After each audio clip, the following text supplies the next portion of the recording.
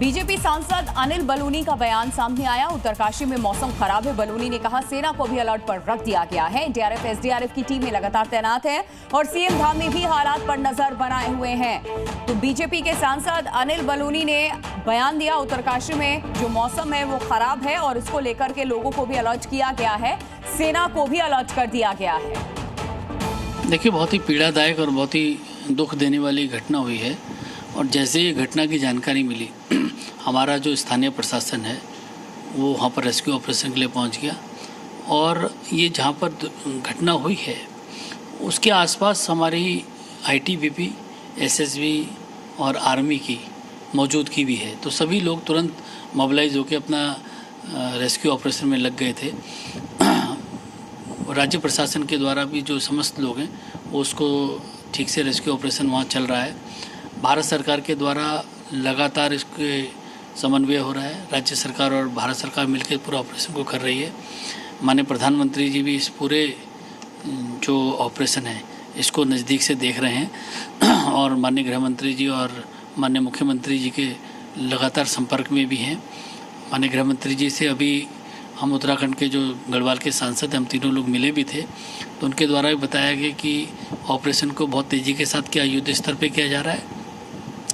Army की मौजूदगी वहाँ पर ऑलरेडी है ही और जो हमारे चिनूक हेलीकॉप्टर्स हैं 2 को रेस्क्यू के लिए स्टैंड बाय पे चंडीगढ़ में रखा गया है। इसी प्रकार से सहारनपुर का जो एयरबेस है हमारा MI-17 का, वहाँ पर उनको भी तैयार रखा गया है। आवश्यकता पड़ने पर उनकी भी उपयोग किया जाएगा और तेज़ी के साथ ऑपरेशन चल रहा है और हम लोगों की प्राथमिकता है कि जो लोग घायल हैं, जो लोग चोटिल हैं, उनको तुरंत उपचार और चिकित्सा सुविधा मिले। हम भगवान बद्री विशाल से यही कामना करते हैं कि कम से कम जान माल की हानि हो।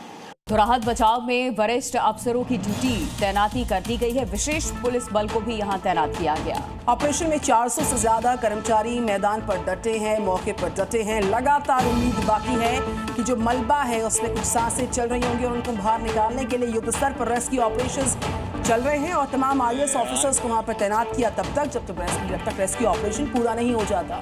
ये तस्वीरें तबाही के बाद की आपको दिखा रहे हो। ऑपरेशन में 400 से ज्यादा कर्मचारी डटे हुए हैं। कुदरत का कहर आप देखिए, उत्तराखंड में किस तरीके से डबल अटैक हुआ। उत्तरकाशी के बाद हर्षिल में भी बर्बादी देखने को मिली। उत्तरकाशी और हर्षिल की दूरी 76 किलोमीटर है और 3 घंटे बाद कुदरत के इस डबल अटैक से हर्षिल में भी हाहाकार मच गया। हर्षिल से आर्मी कैंप के ऊपर बादल फटा और उसके बाद भागीरथी नदी उफान पर आई और तबाही का मंजर बहुत ही खौफजदा करने वाला है,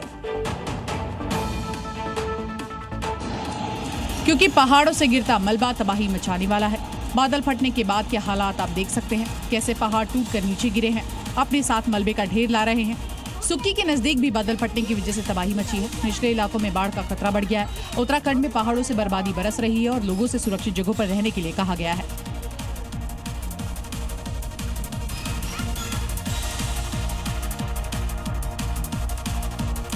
और उत्तरकाशी में 2 IG की ड्यूटी लगा दी गई है और 3 SP, 11 DSP की भी तैनाती की गई है और एक कमांडेंट को भी यहाँ पर लगाया गया। उत्तरकाशी में तैनाती लगातार बढ़ती जा रही है और जिस तरीके से वहाँ पर अभी मौजूदा हालात नजर आ रहे हैं उसके चलते जो गश्ती है उसको बढ़ाया गया और तैनाती को भी मौके पर बढ़ा दिया गया। एक कमांडेंट भी उत्तरकाशी में तैनात किए गए हैं। तो देखिए, तबाही के बाद की ये तस्वीरें हम आपको दिखा रहे हैं। एक कमांडेंट के साथ साथ उत्तरकाशी में 2 IG की ड्यूटी भी है और इसके अलावा भी 3 SP, 11 DSP की तैनाती की गई है। इन जिलों में रेस्क्यू ऑपरेशन लगातार चलाया जा रहा है। उत्तराखंड के उत्तरकाशी में बादल फटने के बाद तबाही की तस्वीरें ऐसी हैं कि सड़कें या फिर घर सब कुछ कागज के तिनके की तरह बह चुका है,